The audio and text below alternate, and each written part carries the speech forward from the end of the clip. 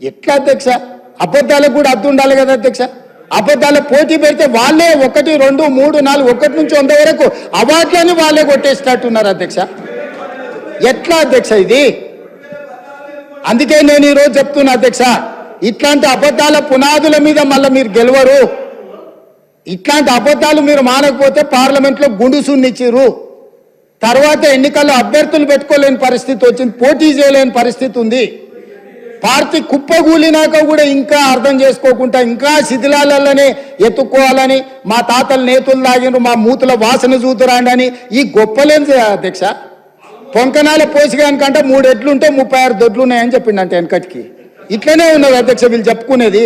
ఏందుంది మీ దగ్గర? ఏందుంది? అన్ని పోయినాయి. ఏం మిగల్లా? మీరు తెలంగాణకు ఏం మిగిల్చలేదు, మీ దగ్గర కూడా ఏం మిగల్లా. ఇప్పటికైనా మర్యాదగా నన్ను ఉండడం నేర్చుకోండి. మర్యాదగా ఉంటేనే ఏమన్నా ఉపయోగం ఉంటుంది.